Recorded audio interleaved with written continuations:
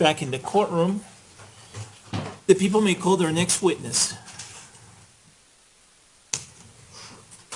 The people call David Roberts.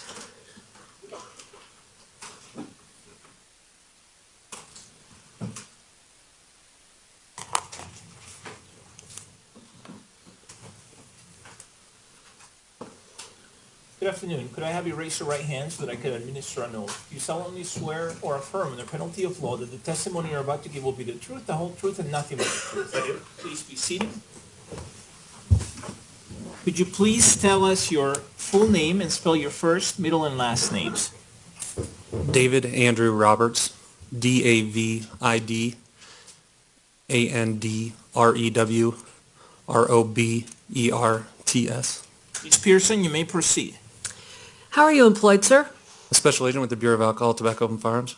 How long have you worked for, is that also called ATF? Yes, ma'am. How long have you worked for ATF? 12 years. What do you do for them? A special agent currently assigned to the intelligence field group. And if you could slow down a little bit, too. Sorry. Special agent currently assigned to the intelligence field group. Do you have particular expertise with firearms? I do. What kind of training do you have in firearms? Completed the ATF National Academy, as well as been part of hundreds, if not thousands, of firearms investigations. Vault custodian, handled firearms through the course of my employment. Were you asked to respond to the shooting at the Century 16 Theater on July 20th of 2012? Yes. What were you asked to respond and do? I was asked to respond and assist with the processing of the evidence in the rear of the theater. As part of that, did that include dealing with the firearms that had been left at the theater? Yes, ma'am. When you got to the theater, and what time of day was that? Do you recall? 8-ish in the morning, around 8. The sun was up? Yes, ma'am. Were you directed to the location where the defendant's car was behind the theater? Yes. And did you see a white car behind the theater? Yes. Were you asked to do anything specifically with regard to a firearm located on or in the vicinity of that car? Yes, the FBI evidence response team members asked me to clear the firearm that was located on the roof of the white car. And I'm going to approach you with what has been previously admitted and identified as Exhibit 704, the Glock that was on the roof of the car.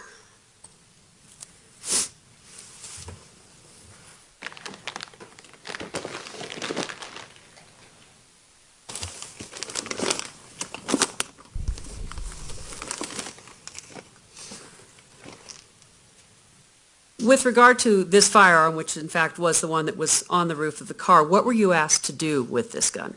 Unload it, make it safe. When you first saw it, where was it? It was on the roof of the car above the driver's seat. From your initial observations of it, what could you tell about it? It appeared to be loaded. Did it have a sight on it? Yeah, it had a sight as well as what appeared to be a laser on the bottom of it. And I'm going to ask you to step down, and I'll bring the wireless mic, and if you can show the jury a bit about the gun. Okay.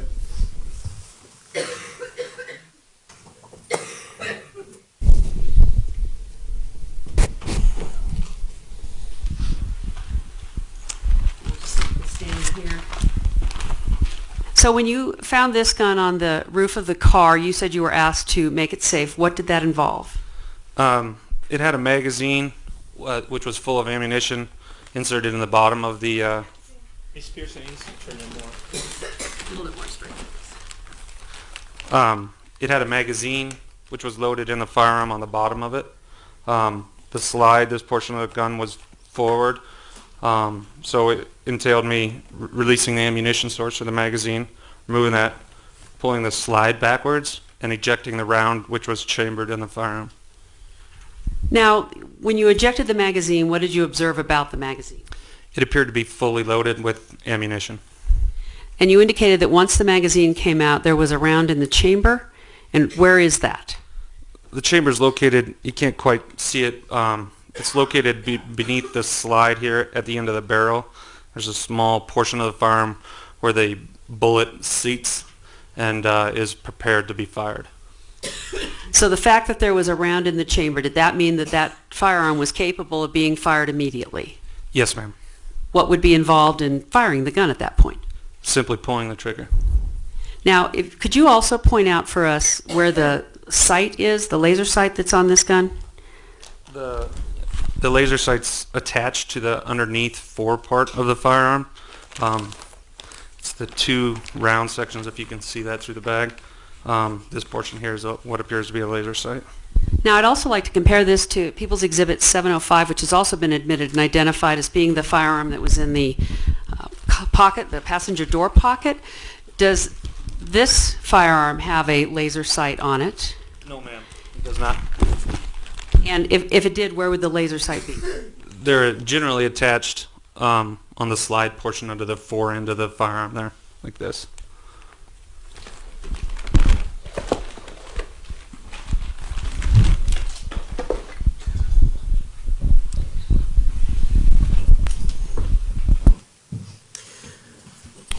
Now, you indicated that you took out the magazine from the gun, and did you also take the round that was in the chamber out? Yes, ma'am. What did you do with both the gun, the magazine, and the round that was in the chamber? I provided all three to the FBI evidence response team. Were you next asked to look at a shotgun that was in the theater? Yes, ma'am. What were you asked to do with regard to the shotgun? The same, just to take a look at it, make sure that it's not loaded. And I'm going to have you step down again and have you look at what has been previously admitted as People's Exhibit 277 and identified as the shotgun that was located inside the theater.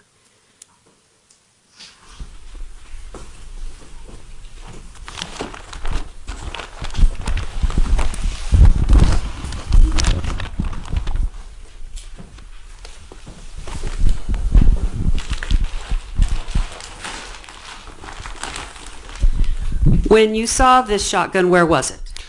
It was just inside the rear door, laying on the floor of the movie theater. Now, a shotgun doesn't shoot with a magazine, a detachable magazine, like the handguns and the rifle that we've seen, does it? Correct, it does not. And we've seen some shotgun shells, both live and spent. So could you explain to us, when you looked at this gun, could you tell whether or not there were any shotgun shells in it? Not initially upon looking at it. Once I picked it up and examined it, I could tell that it was empty. How did you look at it? How did you determine that? Underneath the firearm, in this portion of the firearm, this is the magazine tube, the long tube that runs underneath the barrel. This is the barrel. This is a magazine tube where the shotgun shells are entered in preparation for them to be fired. So on the end of the magazine tube is typically a colored, what they call a follower, meaning it follows the shells down as they're expelled, and it's colored. I believe this one was green, if I remember. So when you pick it up and you look underneath there, you can see the green follower, which would indicate that the magazine is empty. And then on the upper side of this, there's a breech for the shotgun shell to be expelled, and it was open and empty, and you could see in the barrel, meaning there's nothing in the barrel ready to be shot, and the magazine tube was empty. How many shotgun shells can you load in a shotgun like this? It varies. This one appears to be approximately 7. Thank you.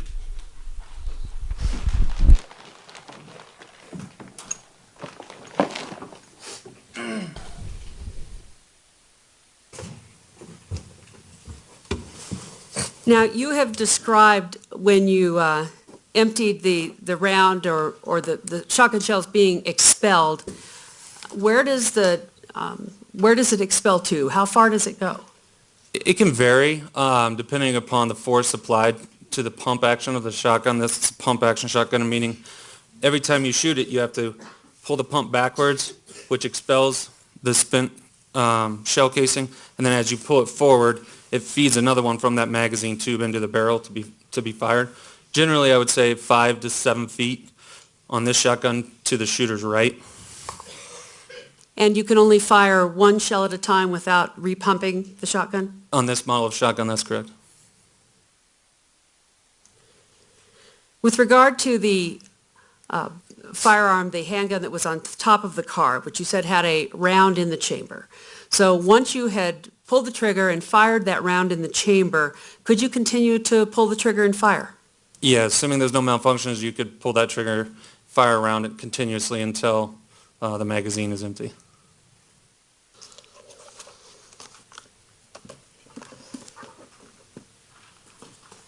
Thank you. I don't have any more questions. Is there any cross-examination, Mr. King? No questions, thank you. The jury may have a couple of questions for you. Give us a moment, please. Thank you.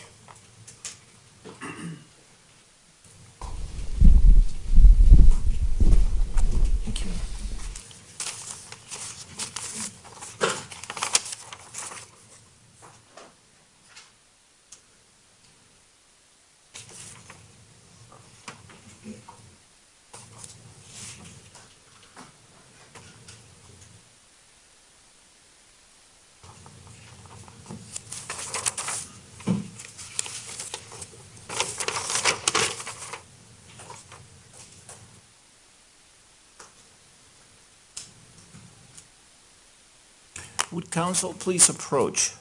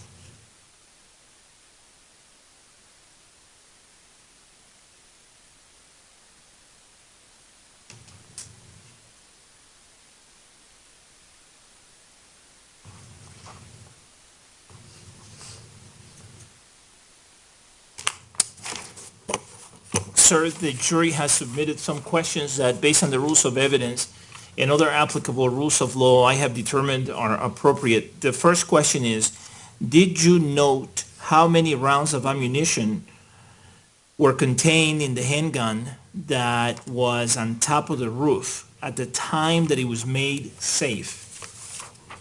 No, I did not. The next question is, approximately how much does that gun weigh when loaded, the gun on the roof of the car, if you know? In other words, you can't speculate, but if you know, you can answer the question. I do not know. The next question is, approximately how much does the shotgun weigh? Again, if you know. I do not know. And finally, how many shells does it hold? I'm not positive how many shells the shotgun holds. Okay. Any follow-up questions based on those questions, Ms. Pearson? No, Your Honor. Any follow-up questions from you, Mr. King? No, thank you. May this witness be released from his subpoena? You may. Any objection? Without objection. All right, thank you, sir. Thank you, Your Honor. Call your next witness, please. People call Lisa Pavlovich.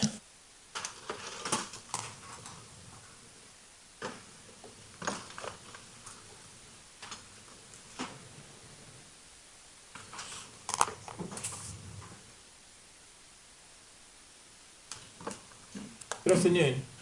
Could I have you raise your right hand? on oath. Do you solemnly swear or affirm under penalty of law that the testimony you're about to give will be the truth, the whole truth, and nothing but the truth? I do. All right, please be seated. Could you please tell us your full name for the record and spell your first, middle, and last names? Sure. It's Lisa Rochelle Pavlovich, LisarichelPavlovich. Mr. Edson, you may proceed with your direct examination. Thank you, Your Honor. What do you do for a living? I'm currently work for the Home Depot as an assistant store manager. I'm going to refer you back to July of 2012. How were you employed back in that time period? I was currently with Best Buy, also as an assistant store manager. On or around July 24th, 2012, were you contacted by law enforcement relating to any sort of receipt or purchases that may have been made surrounding the shooting at the Century 16 Theater in Aurora? I was. They came into my store. Where was your store located back during that time period? It's on East Mississippi in Abilene, in Aurora. How close is that to the Aurora Mall area, just for context? Just a few miles away. Back during that time period, what were your job duties as an assistant store manager at Best Buy? Management of staff, P&L management, that kind of thing, store operations in general. Were you privy to records information associated with customer transactions at Best Buy as an assistant store manager? I was. And in fact, were you a records custodian for Best Buy back during that time period? I was. Your Honor, may I approach to retrieve an item of evidence, please? Yes.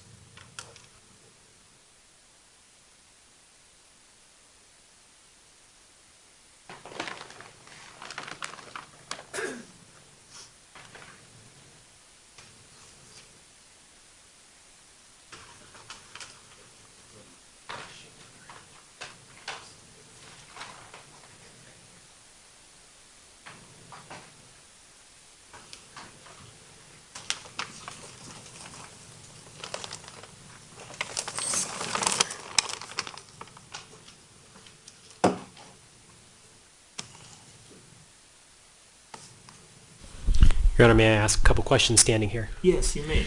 I have before you several exhibits, but the one I want you to focus on, please, is People's Exhibit 468. It has already been admitted into evidence. Can you take a look at that for me, please? Yes. What is that? It's a purchase receipt from Best Buy. Are you familiar with that particular receipt? I am. How are you familiar with that receipt? This was actually the receipt that I was shown when they contacted me. Okay. Your Honor, permission to publish that receipt on the Elmo, please. Yes.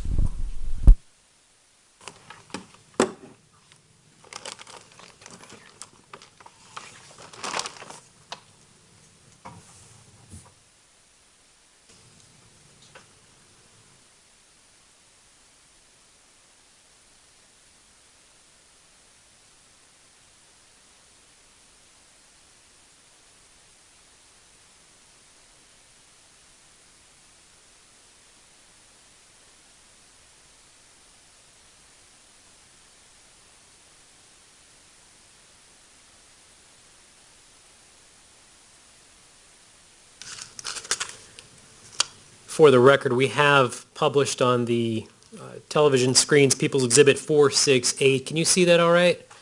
I can. Can you see that also on the screen right in front of you?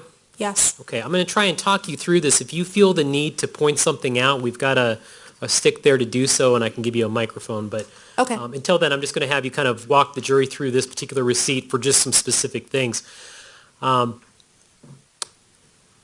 The top there, is that the Aurora store that you worked at back in July of 2012? That's correct. Store 217 is the Mississippi store. Below what appears to be a barcode, there's a VAL number and a whole bunch of numbers. Are you familiar with that? That is basically the receipt that indicates that receipt is nothing like any other receipt. What do you mean by that? It's a series of numbers that comes above the next series of numbers, which is a store number, transaction number, and that kind of stuff. Transaction numbers can follow up and be similar later, so the VAL number is unique to every single receipt. Is that VAL number also unique to every transaction? Yes. So I'm going to direct your attention to some of the numbers underneath that VAL number, starting to the left there, 0217. Do you see that number? Yes. What does that refer to? That's the store number, Best Buy store number. What particular store is that associated with? That would be the Mississippi and Abilene store in Aurora. Is that in fact the store that you were an assistant store manager for? That's correct. Next to that is 065. What does that refer to? That's going to be the register number. Are you familiar with that register? Yeah, that register is located in the rear of the store. The next set of numbers, 9726, what does that refer to? That would be a transaction number. And the next, I'm guessing, is the date, is that correct? That's correct. For this July 18th, 2012? Yes. Continuing over, is there a time associated with that? It appears to be 636.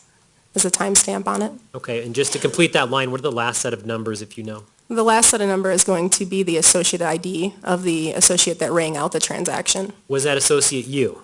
No. Okay. If we could scroll down just a bit for us, please. Again, this has already been admitted, so we don't need to go through everything here that's been purchased, but fair to say the next set of information are the items that were purchased on July 18, 2012? That's correct. When you were approached by law enforcement on July 24th, 2012, were you asked any questions about a video surveillance system at Best Buy to see if there was any usable evidence that you could have retrieved? Yeah, they did ask me that. Okay, were you able to do so? I was able to pull footage based on this receipt time. Okay. I'm going to get to that here in a moment. Can you just scroll down just a bit more for us, please, in People's Exhibit 468.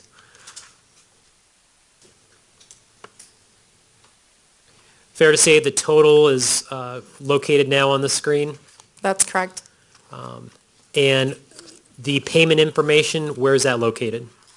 It'll be right in front of the MasterCard, card number ending in 2217. It'll never give all of the card information just in case the receipt was lost.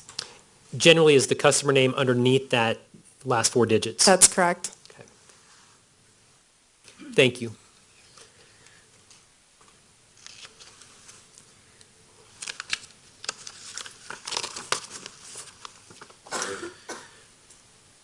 Are you familiar with the workings of the Best Buy video surveillance system at your store back in July of 2012? Yes.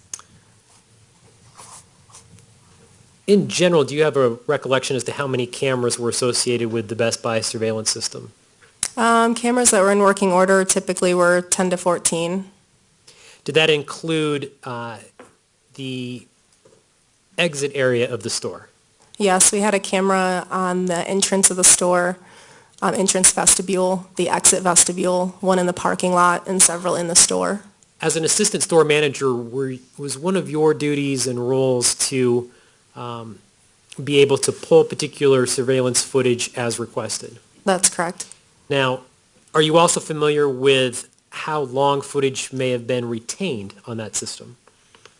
Typically 15 to 20 days, give or take a few days. Being asked on July 24th, 2012, about a footage from July 18th, 2012, is that within the time period that you believe you could have recovered some footage? Yes. Do you have knowledge as to how that video is kept within Best Buy on any sort of server or any other type of It's electronics? kept on a DVR, internal DVR. And were you familiar with that internal DVR? Yes. Were you able to find any footage as requested by law enforcement for that specific day of July 18th, 2012? I was. Similar question, were you able to find any footage associated with that time period, roughly 6:36 in the evening of July 18th, 2012, which corresponds with the receipt you just talked about?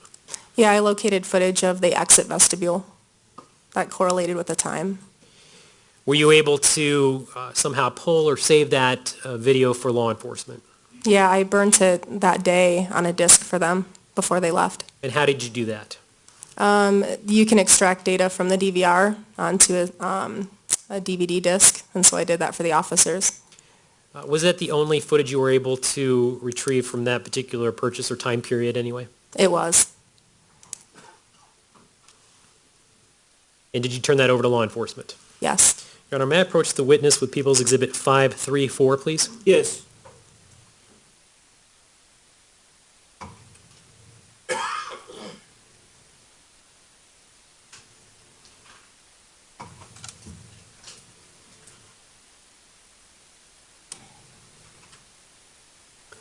I've handed you what's been previously marked as People's Exhibit 534. Do you recognize that?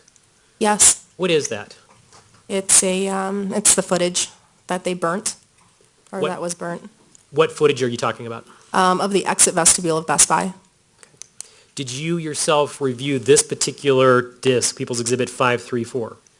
I did. I reviewed it at the time when I burnt it, but then I also reviewed it in January of this year. Okay. How do you know that's the actual disc that you reviewed? I initialed the disc after I reviewed it. That particular disc, is it a fair and accurate copy of the surveillance video you provided law enforcement relating to July 18th, 2012 at the Best Buy in Aurora? It is. And I would move for admission of People's Exhibit 534 at this time. Is there any objection? No objection. All right, without objection, P-TR-534 is admitted and may be published.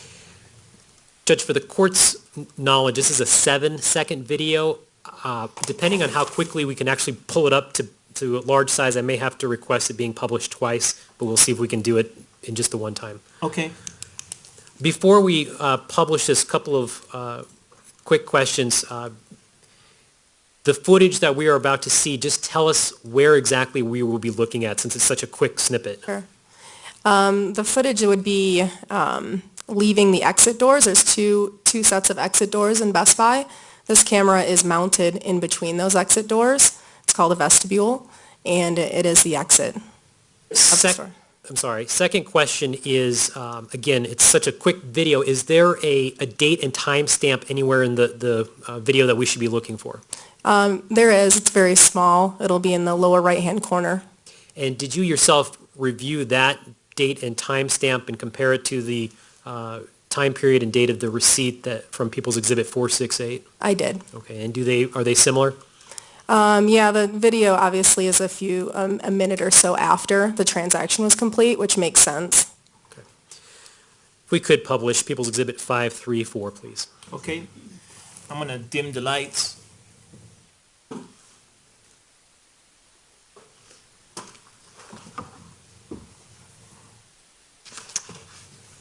Well, I need to retrieve it so we can publish it. Yes.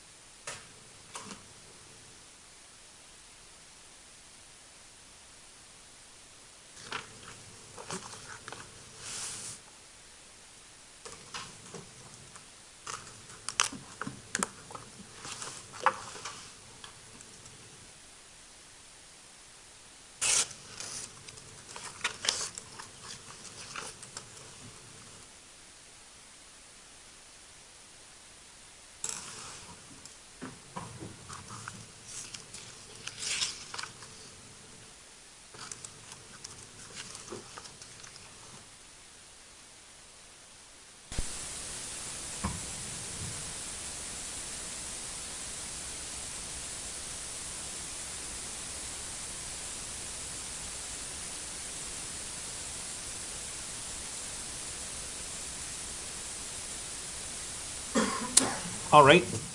I'm going to turn the lights back on. And just for the record, Judge, I do not think we need to publish that again. I think it was all captured. All right, thank you.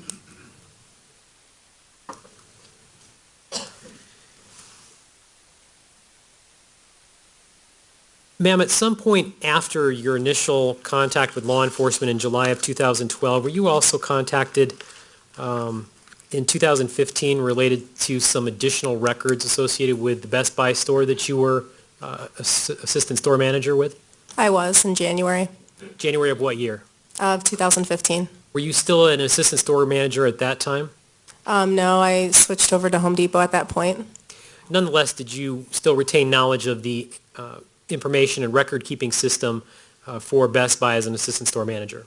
Yes, Particularly related to purchases that would have occurred during your tenure as an assistant store manager for Best Buy. yes.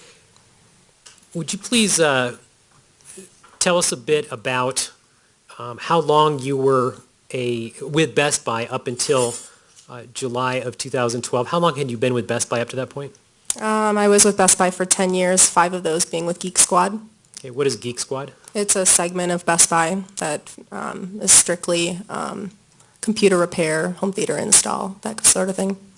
As an assistant store manager,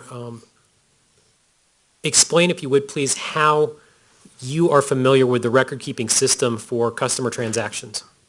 It's a vital part of being a manager. I mean, we have to look up receipts. Customers want duplicate receipts.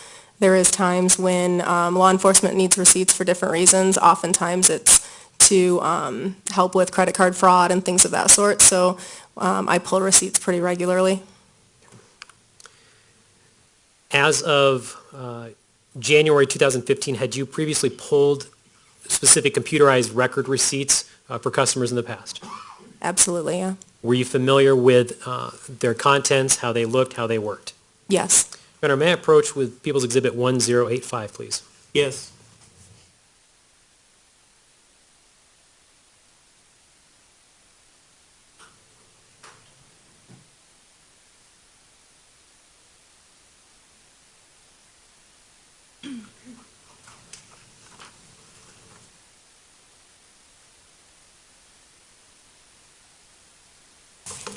I've handed you what's been previously marked as People's Exhibit 1085. Do you recognize that?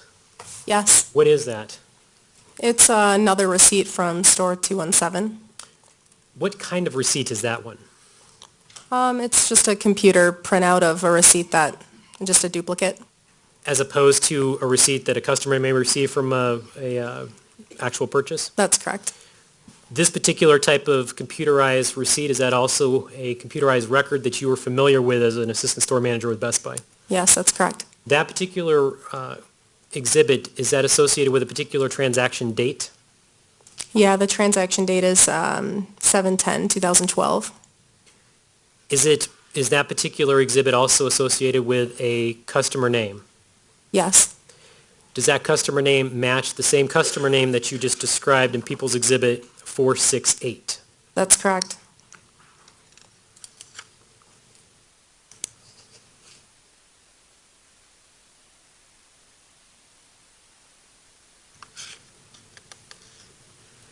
Are you familiar with the computer entries associated with these computerized record documents in relation to Best Buy?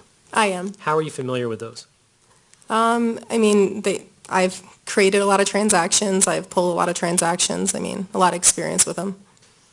The computerized records of transactions and receipts like you're talking about, are they unique, and are they given unique information as far as numbers? Yeah, that's correct. The validation number at the top is going to be unique to each receipt. Is that the same type of information validation number that you described from People's Exhibit 468? That's correct.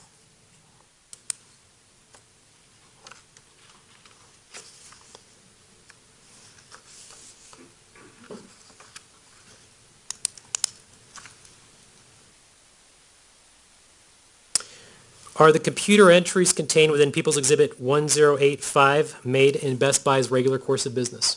That's correct. Those who participate in the making of People's Exhibit 1085, are they acting in Best Buy's routine course of business? Yes. And foundation relevance. The objection's overruled. He is establishing foundation. Go ahead. How do you know that? I mean, transactions are done every day. this is just stamped receipts that are, indicate each transaction. There's no changing the transaction after it's done. What do you mean by there's no changing a transaction when it's done? Even if you were to return or void, it's still going to give this transaction information. The input procedures associated with People's Exhibit 1085, are they accurate? Yes. How do you know that? I can see all the relevant information on the receipt, and it's been completed. It's got an approval code for MasterCard, so it's been done. The entries associated with People's Exhibit 1085, were they made within a reasonable time after that transaction from July 10th, 2012? Yes, once the card is ran through and processed, then this will come out right after. And are those records kept within Best Buy's system? Absolutely, yeah, within seconds. The information within People's Exhibit 1085, is it transmitted by a reliable person who has knowledge of that particular sale? Yes. How do you know that? Cashiers have training, and they're, forced to know the process.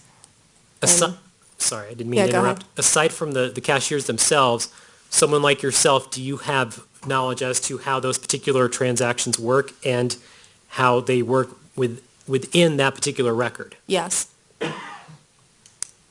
People's Exhibit 1085, is it kept within the normal course of regularly conducted business by Best Buy? Yes. Judge, at this time, I would move for People's Exhibit 1085. I'd move for its admission. Ms. Spengler, any objection? No objection. Without objection, P-TR-1085 is admitted and may be published. Thank you.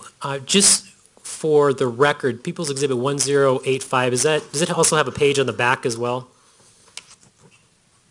Yes, Is that just a continuation of the first page? that's correct. Okay. If we could publish the first page of People's Exhibit 1085, please.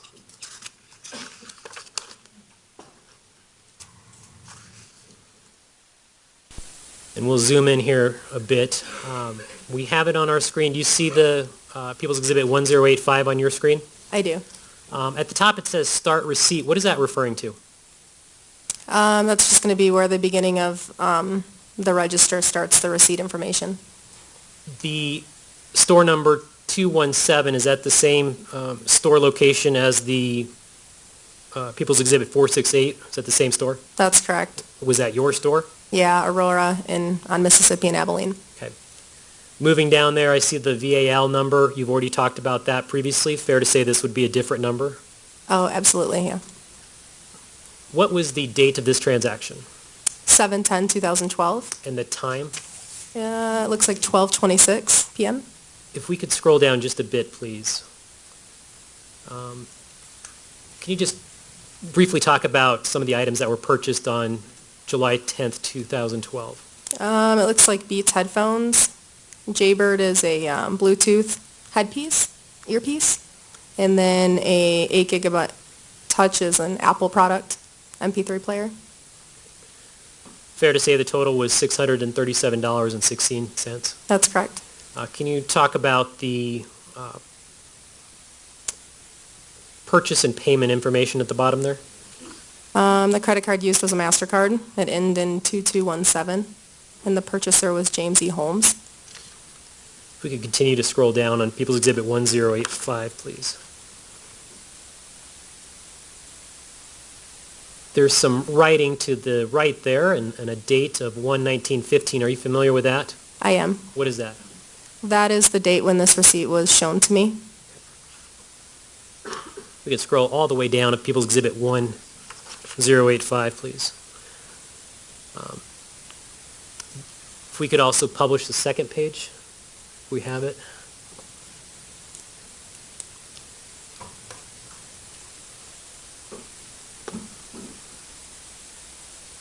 We have on the screen the second page of People's Exhibit 1085. Just for completeness, is the top information the same as the first page we talked about? That's correct. Okay, if we could just kind of scroll through here. Is this in fact a computerized record of a duplicate receipt from that particular transaction? It is.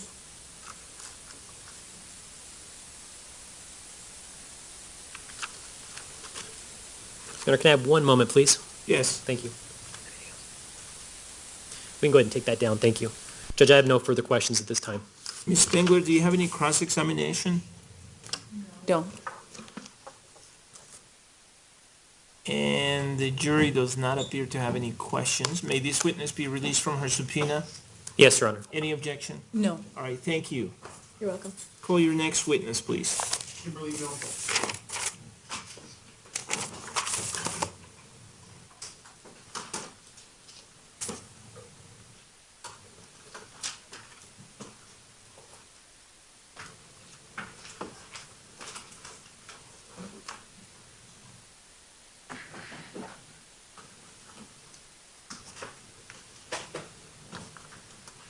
Good afternoon.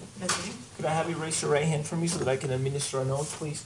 You solemnly swear or affirm on a penalty of law that the testimony you're about to give will be the truth, the whole truth, and nothing but the truth. I do. Please be seated.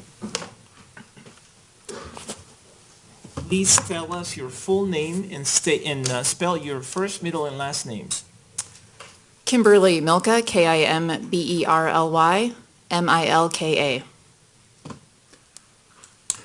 Mr. Orman, you may proceed. Good afternoon, ma'am. Can you please tell us who you work for and what your job is? Yes. I'm a special agent with the Federal Bureau of Investigation. I'm currently assigned to a civil rights public corruption squad.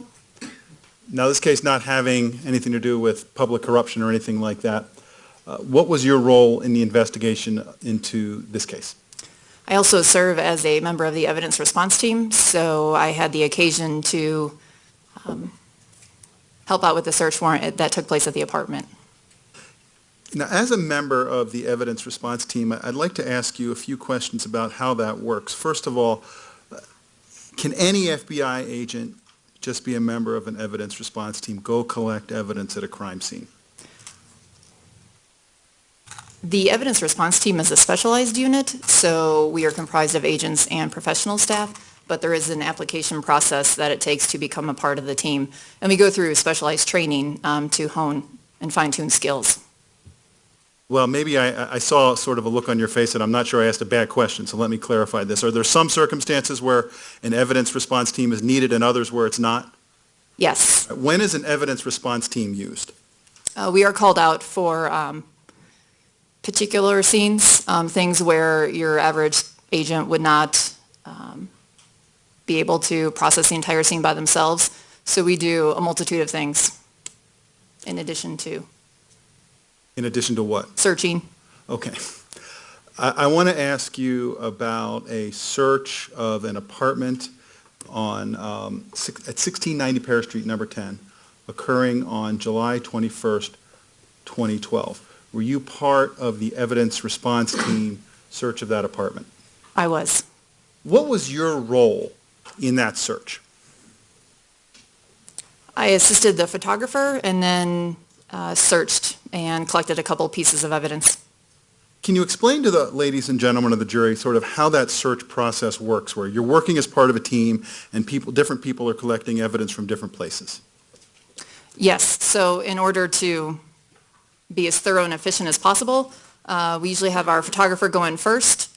They photograph the scene as is, and then once that's completed, we will start sending in search teams to search room by room of the rooms that have already been photographed. And can anyone sort of just go in and collect stuff from any place, or are you assigned specific areas? We're typically assigned specific areas and possibly with a partner, so we'll usually have two people search a room, and then they may swap with another team and search a different room.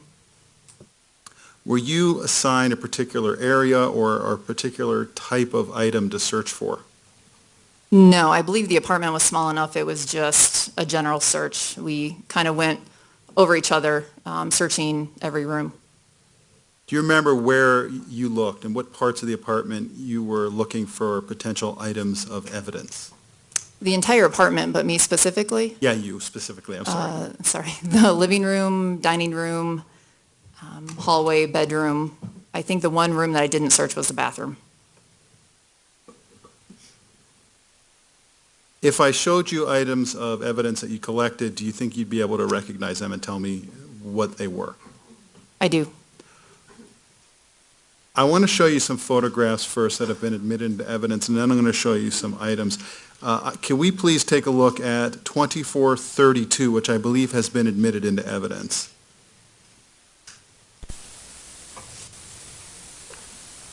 What are we looking at there? That is a picture of an orange funnel. And it appears to be in something that looks like a cabinet. Do you remember where this was? That piece of evidence was found in the kitchen cabinet. All right, if we could please take a look at 2433 now, please. All right, what is that?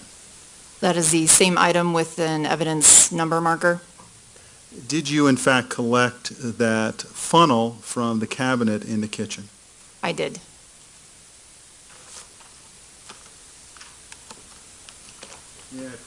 You may. You may.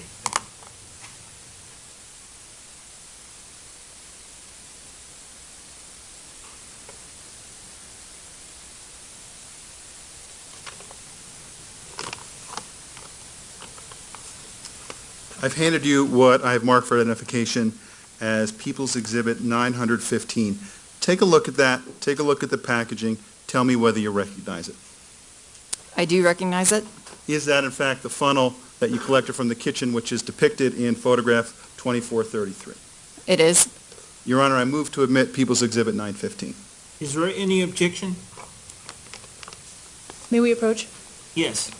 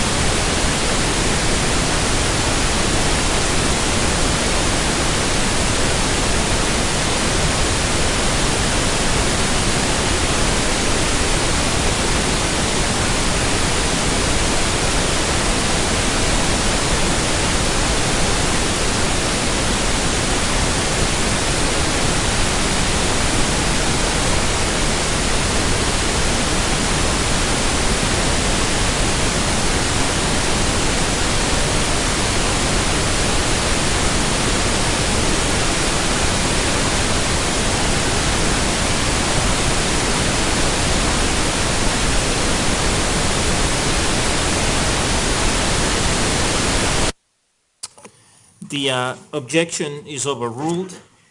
So Exhibit P-TR- was it 915? Yes, Your Honor. 915 is admitted. Thank you, Your Honor. If we could now put up another photograph that has, I believe, been admitted in evidence, 2418, please.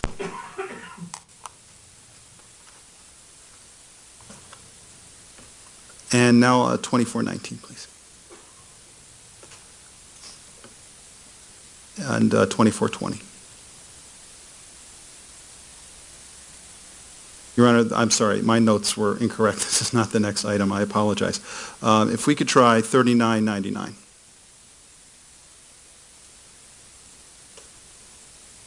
Now, do you recognize that? I do. What is that?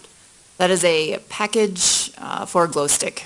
Did you find that in the defendant's apartment? I did. Where was it? I believe it's in the living room. It might have been under the sofa. If we could look at 4,000, please. And what is that? Again, that is the same item with our evidence item number 31. Did you also actually find a glow stick when you were searching the apartment? I did. Where was that found? I believe that was in the hallway, maybe behind the door. On the floor? Yes, If I showed that to you, do you think you could recognize it? I do.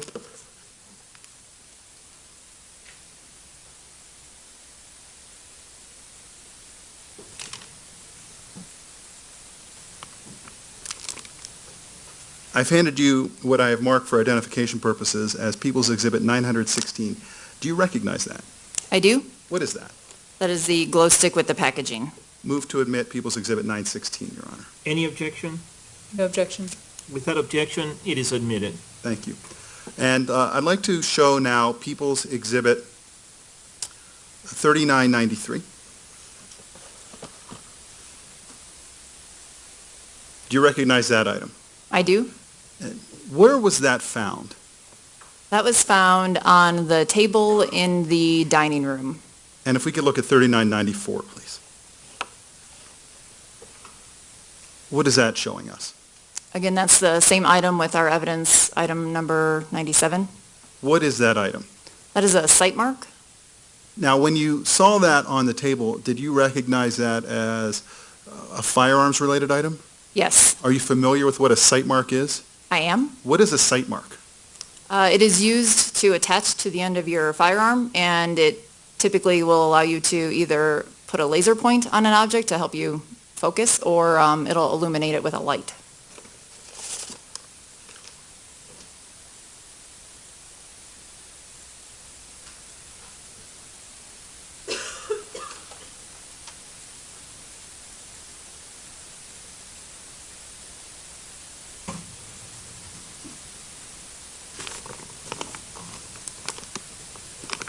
I've handed you what I've marked for identification purposes as People's Exhibit 917. Do you recognize that? I do. What is that? That is the site mark. Is that the site mark that is depicted in this photograph, People's Exhibit 3994, with the placard number 97? Yes. Your Honor, I move to admit People's Exhibit 917. Any objection? No objection. With that objection, it is admitted. I'd like to show you a couple more photographs, and we don't have these items here. Please take a look at 2497. Do you recognize these items? I do. Did you collect them? I did. And did they have motor oil in them still? They did. No, they look to me like motor oil containers, but you're the one that collected them. What were they? I believe you're correct. They're containers that have motor oil in them. And where were they located, if you can remember? They were in the living room, and I believe they were on the sofa. Can I have a moment, Your Honor? Yes. Your Honor, I have no further questions on direct examination. I am going to ask to publish these three exhibits when we're done. Okay. Is there any cross-examination? No, thank you. There may be a question from the jury, so give us a moment, please.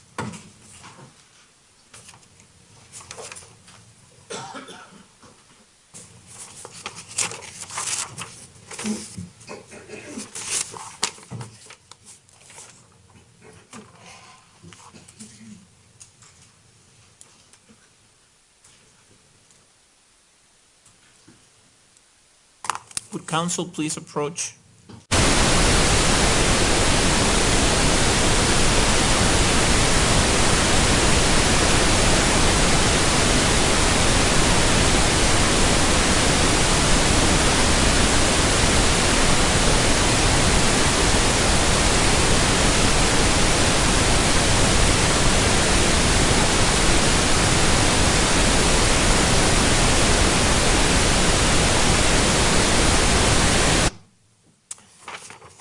The jury has submitted a question that, based on the rules of evidence and other applicable rules of law, I have found is appropriate. The question is, what is a glow stick? A glow stick is a smaller device that you typically see around maybe Halloween. kids use it, again, you usually crack it and then some chemicals will mix together and it will, again, glow or illuminate. Any follow-up questions based on that question, Mr. Orman? No, Your Honor. Any follow-up questions from you, Ms. Spengler? No, thank you. May this witness be released from her subpoena? Yes, Your Honor, thank you. Any objection? No. All right, thank you. The request to publish is granted. Ms. Gerlings and Ms. Agel, if you would, please.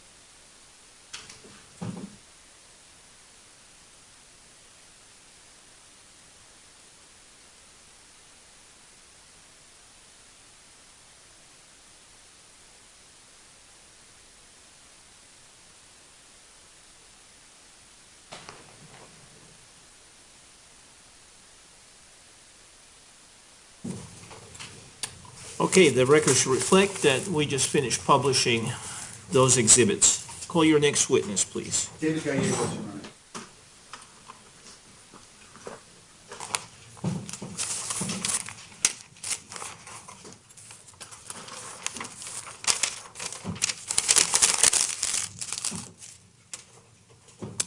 Good afternoon. Could I have you raise your right hand so that I can administer an oath? Do you solemnly swear or affirm under penalty of law that the testimony you're about to give will be the truth, the whole truth, and nothing but the truth? I do. Please be seated.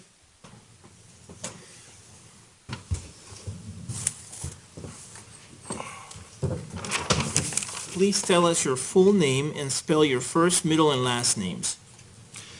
David Soilo Gallegos, David-Soilo, Gallegos, Gallegos. Mr. Orman, you may proceed. Thank you, Your Honor. Sir, can you please tell us who you work for and what your job is? I'm a police officer for the city of Aurora, and right now I'm detailed to Metro Gangs Task Force. I'd like to ask you about your, well, actually, let me stop there and ask you about that. Say it's a task force. Is that run by a different agency?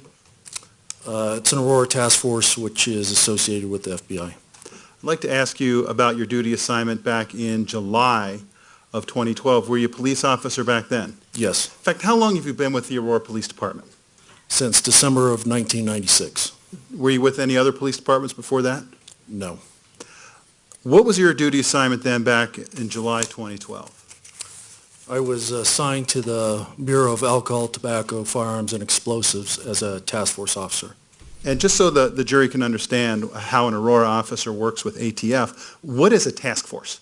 Task force is set up of an agency. In this case, it was the Bureau of Alcohol and Tobacco and Firearms, and they have local officers that are deputized and work alongside special agents from ATF and follow the duties of a special agent. I want to ask you about a search of an apartment at 1690 Paris Street, specifically apartment number 10. On July 21st of 2012, were you involved in a search of the apartment? Yes, I was. How did you become involved in the search of the apartment working on the ATF task force? Initially, on the 20th, I responded to our District 1 police station in Aurora. There I was advised that a shooting had occurred and that the suspect's apartment possibly had explosives, and I was asked to respond to that scene, which was the Paris Street address. Did you later sort of, I guess I'm just picking a word here and I'm not sure it's correct law enforcement lingo, embed with the FBI evidence response team in searching that apartment? Yes. What was your role then as part of the FBI evidence response team in searching the apartment? I was assigned initially to assist in the searching of the bedroom of that apartment. Did you do so? Yes, I did. Now, we've seen some items from the bedroom that you and Agent Rogopoulos collected, for instance, some targets and things like that.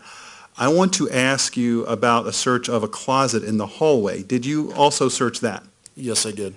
And would this be the closet that you can, have you seen the bomb robot video? No, I have not. Okay. When you first entered the apartment, where would that closet be? It would be off to the right. Initially, there's a bathroom, there's the closet, and then there's the bedroom. If we can please take a look at an item of a photograph that has already been admitted, 3988. Is this a photograph of items in that closet? Yes, it is. And when you saw and actually if we could look at the next one, 3989, please. When you saw the thing from the science company that says potassium permanganate and the fishing line, did you believe that you should collect those as evidence? Yes, I did. And did you do so? Yes. And now there's sort of a thing in like a pouch with a zipper on it behind those. What is that? Miscellaneous tools, possibly for a bicycle. Did you collect those as well, along with potassium permanganate and the fishing line? Yes, I did.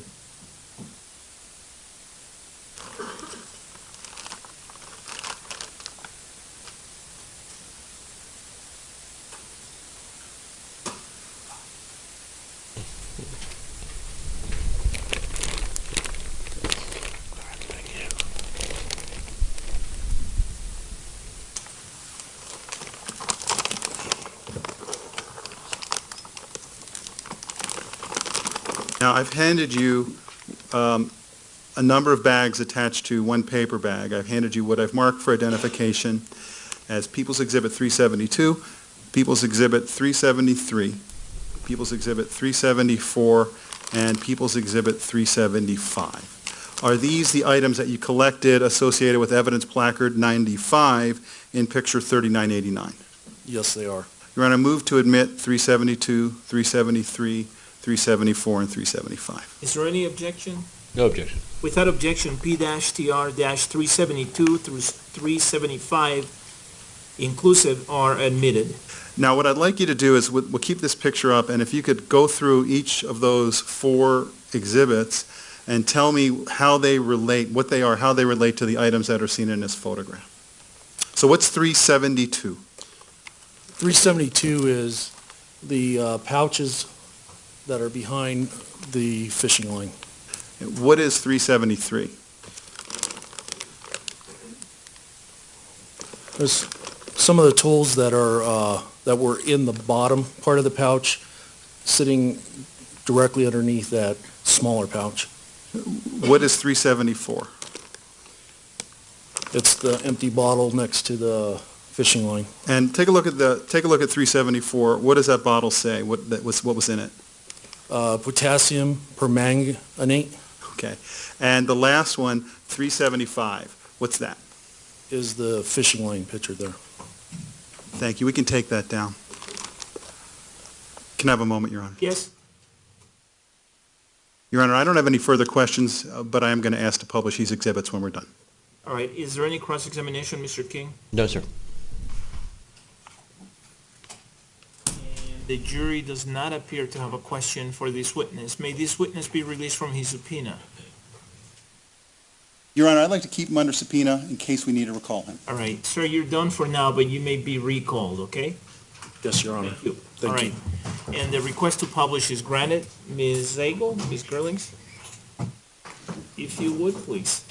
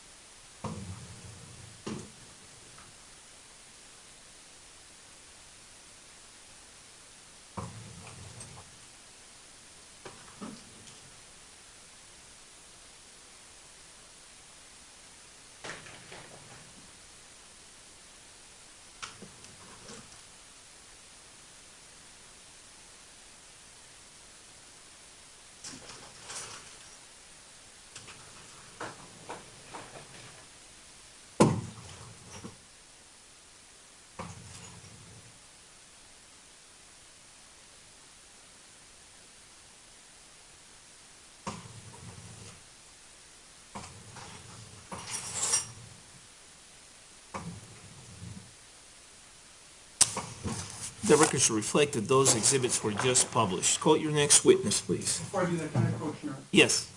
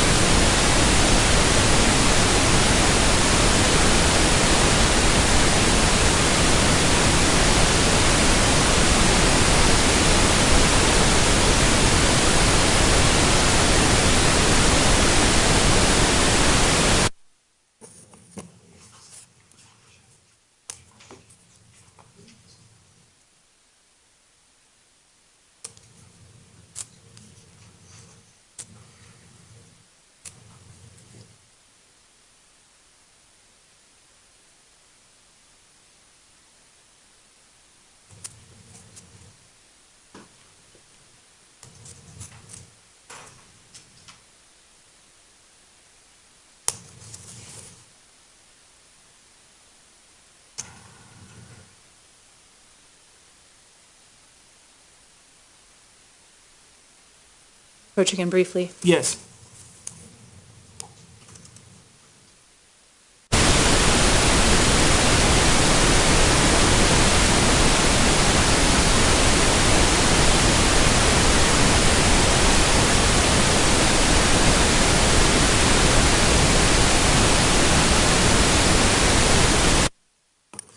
All right, Mr. Orman, please call your next witness. Jeremy Phelps, Your Honor.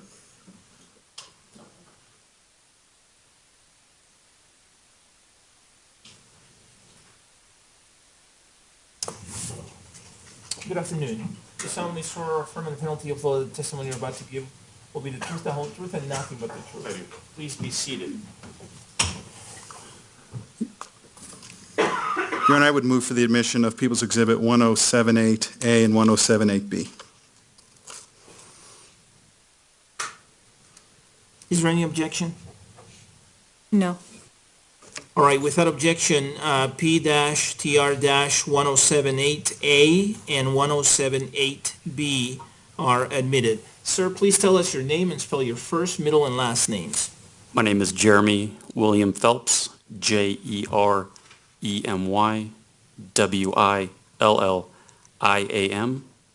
Phelps, Phelps.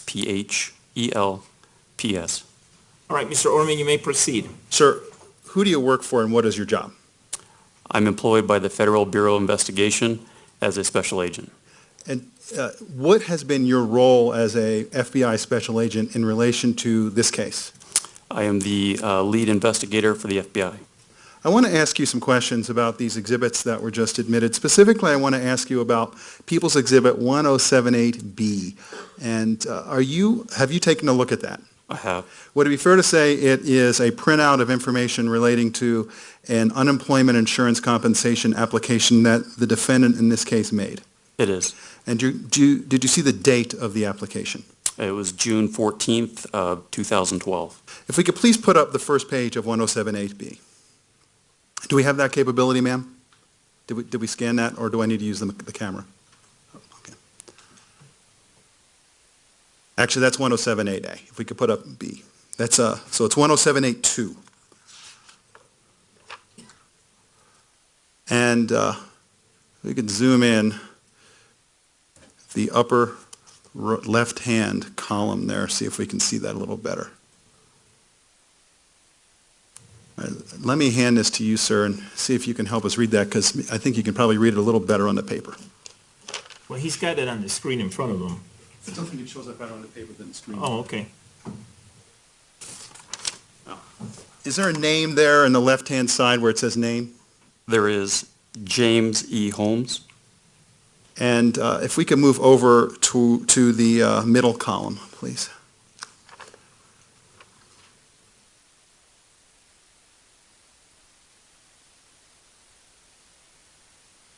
Now, is there a date that says claim started and claim finished with some times? What do those say? It does. Claim started would be June 14th, 2012 at 5:25 p.m. The claim finished June 14th, 2012 at 6:05 p.m., approximately 40 minutes in duration. And you've been sitting through this trial and you've heard various times a phone number associated with the defendant mentioned. Take a look at the phone number there. Does that appear to be the same phone number? It does.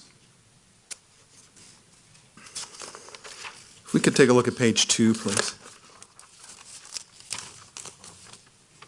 Actually, it's the third thing in the...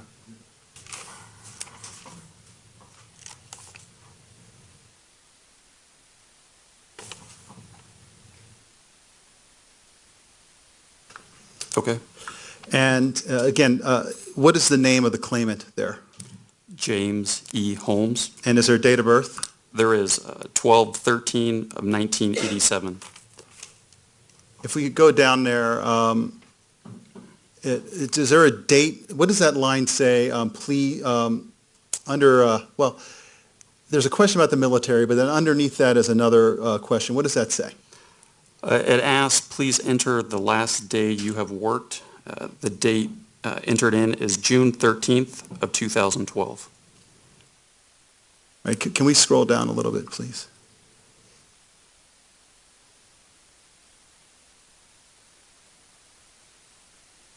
there's a listing of states where the defendant has, or where the applicant, I'm sorry, has worked since January of 2011. What states are checked off there? There are 2 states checked. The first one is California, and the second one is Colorado. And if we go to the next page, that'll be 107.844. And if we could zoom in at the top, please.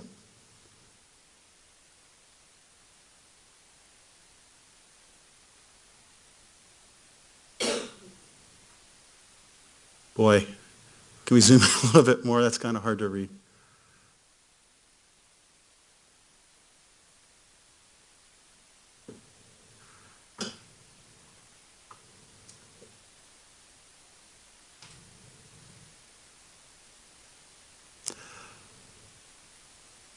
Since it's kind of hard to read there, can you tell us what that first question is?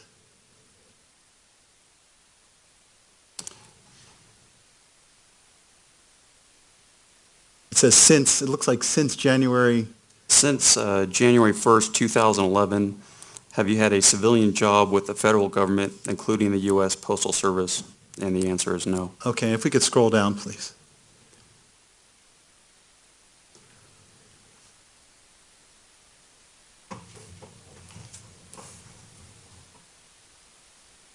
Let's do the middle portion of that page. There, yeah, starting there. Yeah, that's perfect. And I think that's pretty self-explanatory. Would that be the name and contact information? That's correct. And if we could go down to the last portion of the page.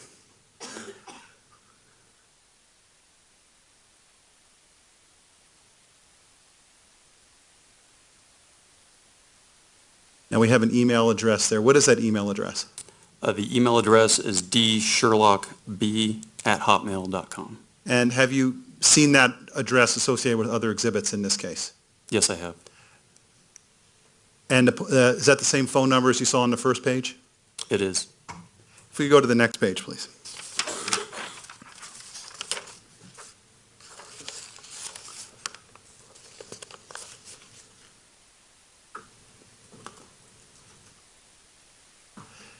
And sort of the top half of that, please.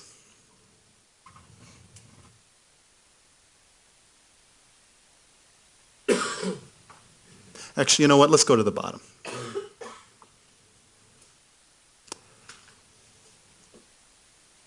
So we have there a thing for CA, I'm assuming, is that the abbreviation for California? That's correct. What is the employer listing there?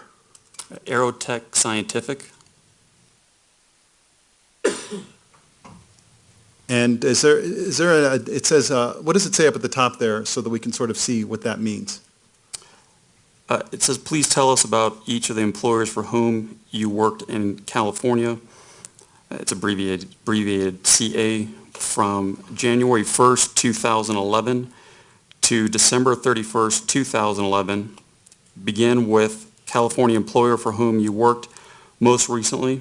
If you have worked for an employer more than once, we need to know what happened the last time you stopped working for that employer. And if we could just see the bottom portion of that page, please.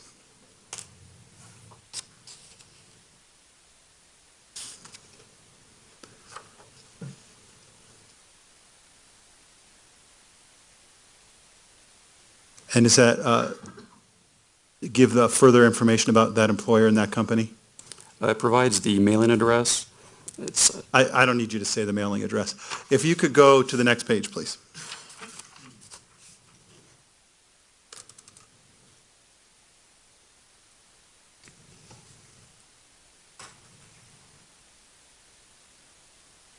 If we could zoom in on the top, please.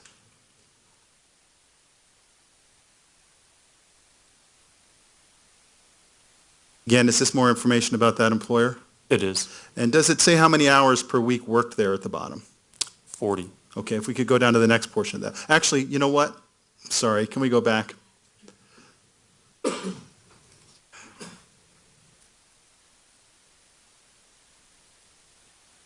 All right.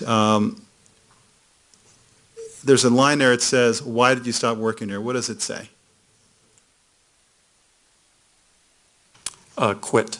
Okay, if we could go to the next portion of that page, please.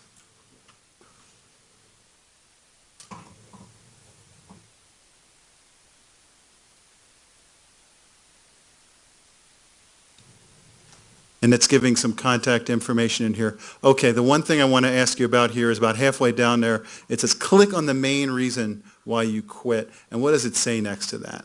To move or relocate. And then underneath that, it says, what did you do to try to resolve the problem and keep your job? What does it say? It has NA was not a problem with current job. Another work opportunity arose. And then underneath that, it says, what reason did you give for quitting? What does it say there? Beginning graduate school in another state. And if we could go to the next portion of that page, please.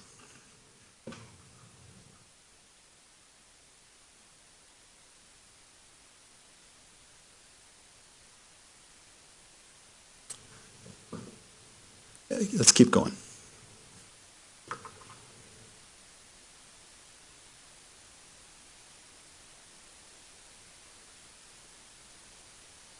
And then, is this sort of just general information about whether there was severance pay and stuff like that? That's correct. Okay, and if we go to the top of the next page, please.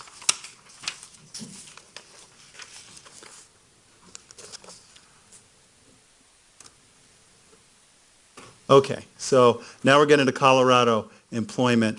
Who does it say his most recent Colorado employer was? University of Colorado, Denver. And what does it say the job was? Graduate student. And then there's some information about the employer. How about the address below that? What does that say? The physical street Well, address? the physical address of the employer.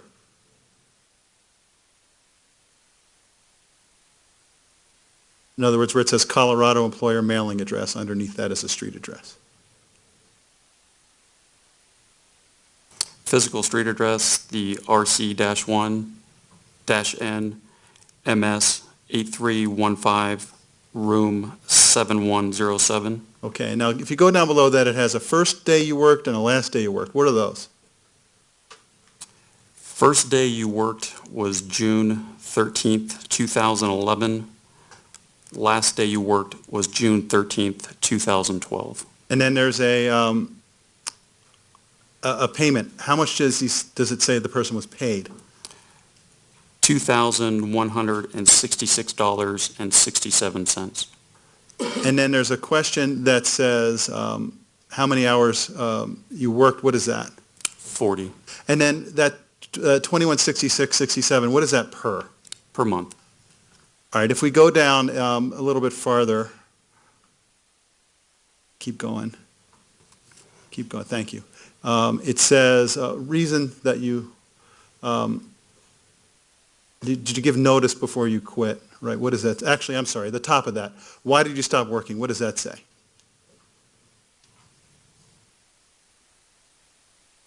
It's underneath the 40 hours a week. Quit. And then underneath that, it talks about giving a reason and giving notice. There's a question that says, what reason did you give? What does that question say, and what was the response put in there? Due to working conditions such as pay, hours, duties, supervision. Actually, no. There's a line that says, what reason did you give for quitting? Give the details. See where that is? Pursuing other interests and lack of passion for research topics. Okay. And then there's a note underneath that, but next underneath that is explain the conditions. Can you read that question out and then read what the answer was? It asks, explain the conditions that made you quit. Please give as many details as you can. And the answer was lack of interest, duties too social, different perspectives on scientific research approaches. And then lastly on this page, there's another line that says, what did you do to try to work things out? What is the answer to that? The answer is attempted to change demeanor to act more socially and to be more articulate. However, was unable to change shy/reserved personality. And if we could go to the next page, please. And go to the top of that, please.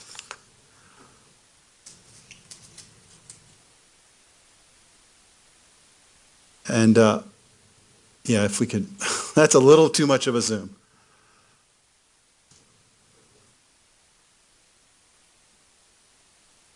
What does that say?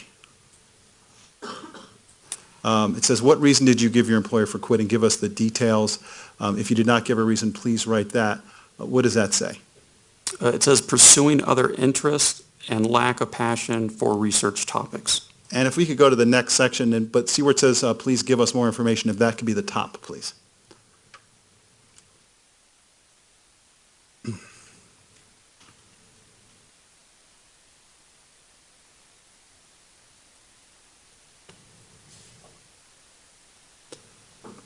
So there's a question there that says, how did the working conditions risk your health, safety, and/or morals? If there was no risk to your health, safety, and morals, please say so. What does it say to that? No risk to health, safety, or morals. Can I have a moment, Your Honor? Yes.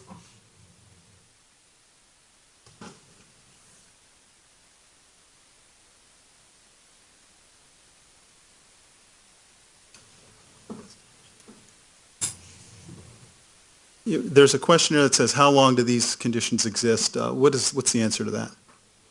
Since beginning the graduate work. Okay, and then can we go down to the next portion of that page, please?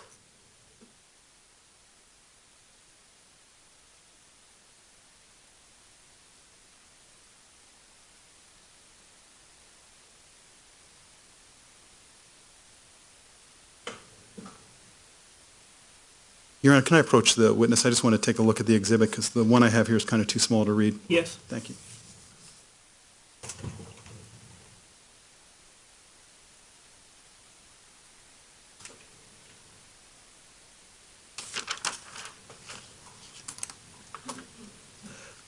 Can we go to the previous page, please? And go to the bottom third.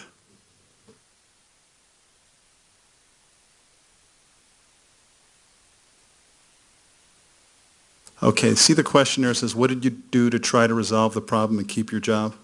I do. What is the answer to that? Sought counseling from the Student Mental Health Center. Thank you. Can I have a moment, Your Honor? Yes. Your Honor, I don't have any further questions on direct examination. All right, is there any cross-examination? Ms. Spengler? No, there's not. And there do not appear to be any questions from the jury. I'm assuming he's an advisory witness, correct? He is. We'll need to recall him. This was a limited purpose. All right, thank you, sir. Thank you. All right, members of the jury, it's 5 after 5, actually 7 minutes after 5, to be exact. So we're going to go ahead and adjourn for the day. I want to remind you of the importance of the advisements. Please make sure you follow them. Please also keep in mind that there are times when you're not here, when the lawyers and I are having discussions about administrative matters or legal issues. There are times when we do that at the bench as well. Because there is media coverage of the case. Some of that may be reported, and you have to be careful to avoid any media coverage of the case. That's one of the advisements that I've been giving you throughout, but I want to emphasize that. That doesn't mean that that advisement is more important than all the other ones. They're all extremely important, and they all apply, but I wanted to make that point to remind you about that, okay? So please make sure you comply with all the advisements. I'm sure I will give them to you again this week, and so be ready for that. But they are that important. So enjoy your evening, and we'll see you back here tomorrow at the usual time, okay? Thank you. Have a good evening.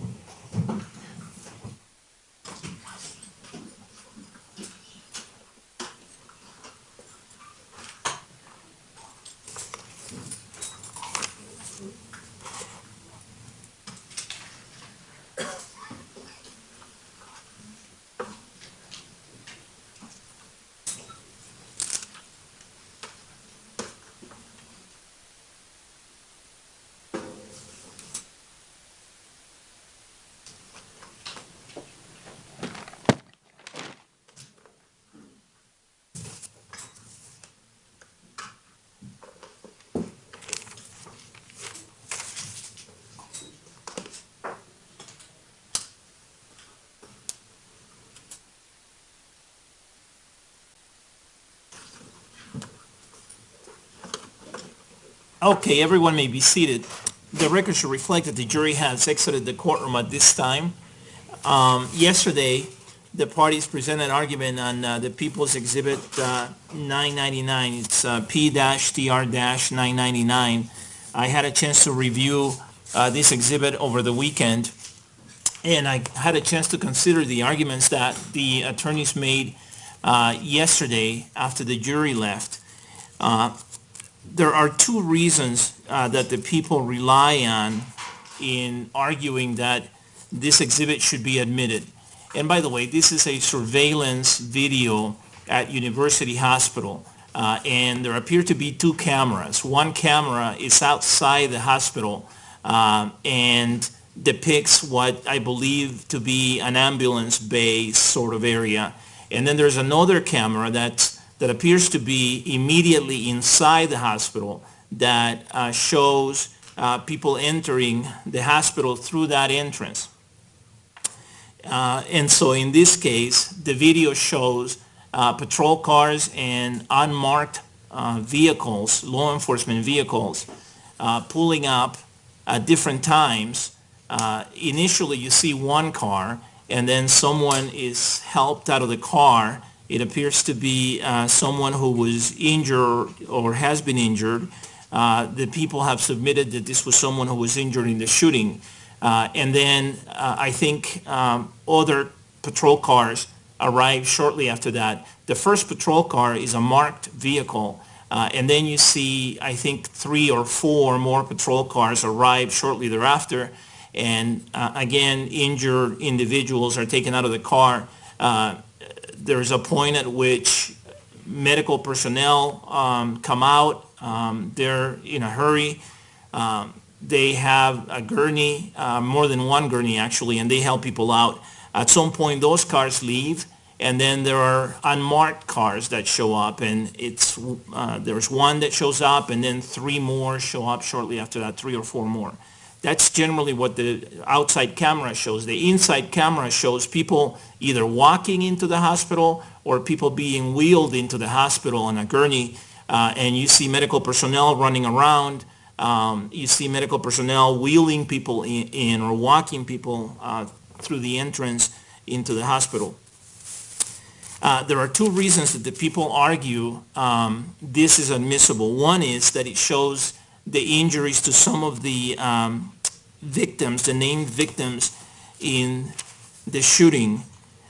And so let me address that argument first. And then I'll address the second reason, which is that it shows the transport of injured individuals from the theater to the hospital in patrol cars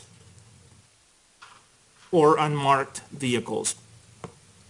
In terms of the injuries, it is true that you see some what appear to be injuries in the video, in the surveillance video. I disagree that this is the best evidence of the injuries. It's perhaps the video evidence that is closest in time to the shooting, but that doesn't necessarily make it the best evidence of the injuries. By way of example, if you had pictures taken from a helicopter immediately after the shooting, those would be the pictures taken closest to the shooting, but they would not necessarily be the best evidence of the injuries because you probably wouldn't be able to see any injuries from such a long distance. In this case, it's a surveillance video, so it's not good quality. And you don't see a lot of detail. You do see what appear to be bloody areas on some people. There are a couple of people in particular who are wheeled in on a gurney, and you can see what appears to be a relatively large bloody area on their body. And so you infer from that it's an injury, but you don't see what the injury is. You don't see any detail. You just see a bloody section. So I disagree that it's the best evidence. So it's not the best evidence, in part because it's poor quality, since it's a surveillance video, in part because of the distance between the camera and the injuries. And also in part because people are moving. And so this is a video, and it's not like a photograph where someone's standing and you're able to take a still picture of the injury. This involves people being moved and people moving, and you don't get a particularly good look at the injury. So that's one thing. The second thing is that it's cumulative. Mr. Orman mentioned that the prosecution has been able to identify the following individuals depicted in the video: Michael White Jr., Michaela Hicks, Caleb Medley, and Jessica Gowie. And I believe that people have either introduced pictures of the injuries that these individuals sustained, or will be introducing pictures and other evidence of the injuries that these individuals sustained.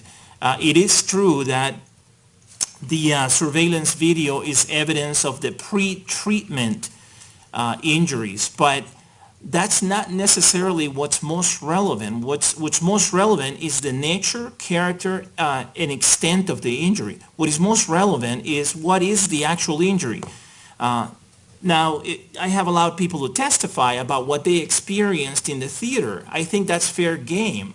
I think people who were injured can say, I noticed all of a sudden that I had blood in my arm and I felt a burning sensation, or I saw a hole in my leg, or whatever it may be. I think that's okay. I think that's appropriate. And I think it's appropriate for them to describe that. In this case, as I mentioned, although they are pre-treatment injuries, it is really difficult to see any details, and it's difficult to tell what the injuries are. So it's cumulative with respect to all those folks, because the people have evidence of the injuries that are actually better in terms of identifying what injuries were sustained. There are people who are shown on the video who are not identified, and I have allowed some evidence about that. I allowed it from the first responders, but I also limited that at the defense's request. After I think 2 or 3 first responders have talked about different areas of the theater and different aspects of what they did, I told Ms. Pearson during a bench conference, I said, from here on out, if you want to call a first responder, you have to be able to identify for me something new, what it is they're adding to this. They can't just keep coming in here and saying, we got there and it was chaos and there were a lot of injured people and people bleeding, and there was an alarm that was going off, and there were weapons on the ground. At some point, that becomes cumulative. And so I told the prosecution, if you want to call another first responder, they're going to have something new to add to what has already been presented. I have allowed named victims to testify about seeing unidentified individuals injured, but I see that as different. Each named victim had a different experience in a different place in the theater and perceived different details about the shooting and about the aftermath. And I think it's fair for a named victim to talk about what he or she remembers happened, about what he or she perceived during the shooting and immediately after the shooting. And so I see that as different than just having first responders come in and keep talking about the same thing. The point about having first responders is to describe the scene immediately after the shooting, the crime scene. And that is allowed, but only up to a certain point. There comes a point when it becomes cumulative, and I drew that line. I think with respect to the named victims, it's a little different because each one of them is perceiving different things, and they're not coming in here just to talk about the crime scene. They're coming in here to describe what they experienced, to describe what they saw, what they perceived, what they remember, how the shooting happened, what they did during the shooting, what they observed, what actions they took and why, and how they exited the theater and what they saw at each point throughout. The second reason the prosecution submitted this is relevant for is the transport of the injured victims to the hospital in patrol cars and unmarked vehicles. And the prosecution is right. It is relevant to that. It is the best evidence of that. But that's a tangential issue in this case. This is not a primary issue. And it's something that has been talked about. It's something that's not in dispute. And it's something that's not at the heart of the case. And so I have to take that into account in determining whether to admit this. And I also take into account Rule C-200.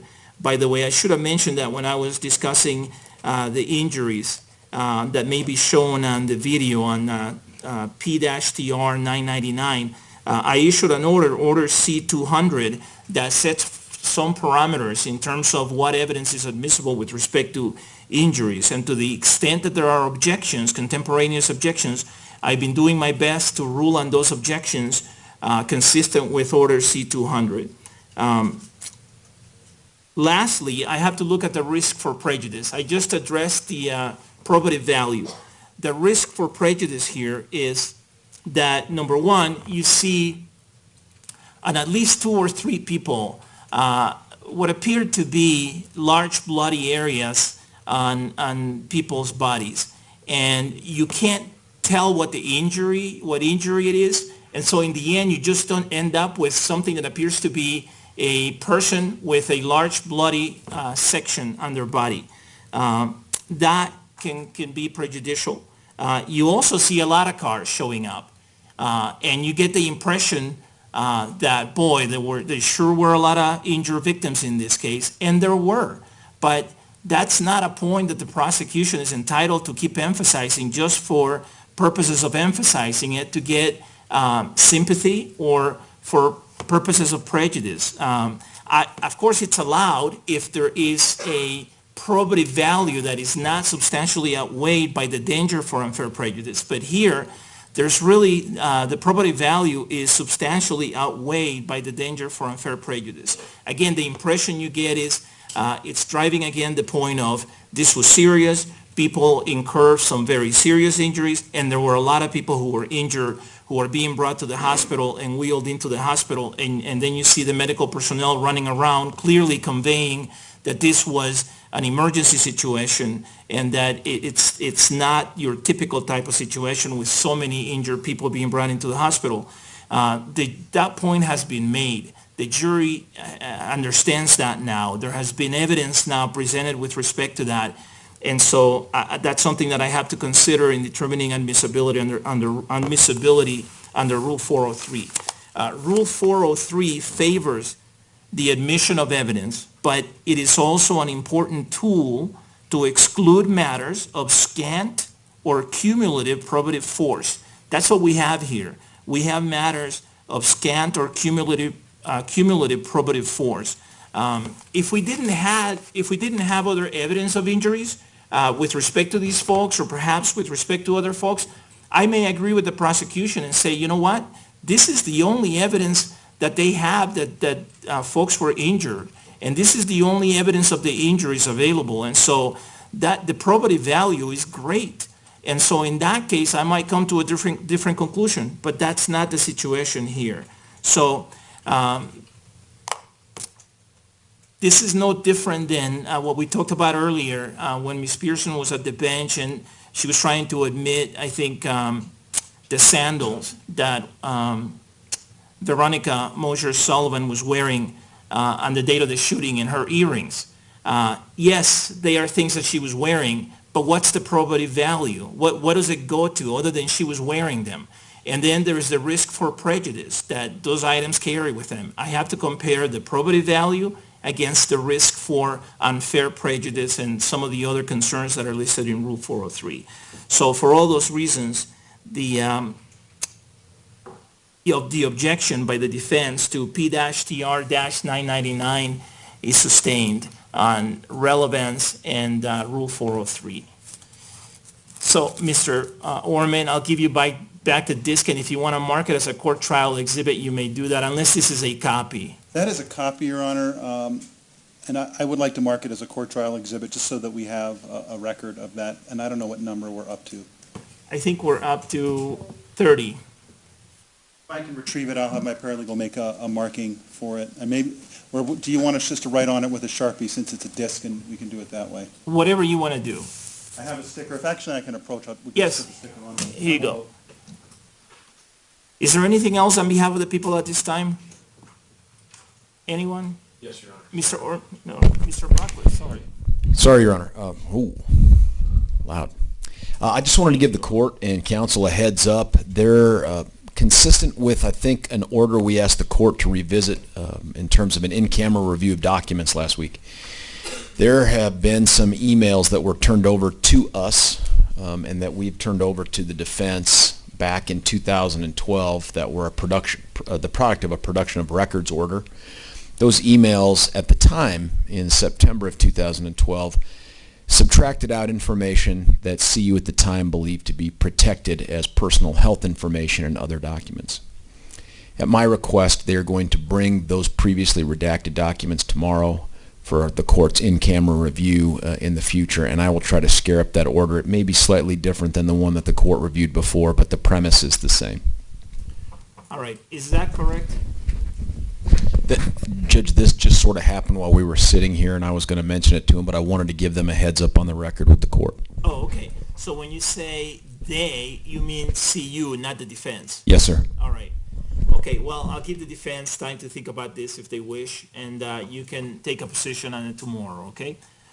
All right, is there anything else on behalf of the people, Mr. Brockler? No, sir. Is there anything else on behalf of the defense at this time? No. All right, have a good evening, everyone. I'll see you tomorrow. Thank you. The court will be in recess.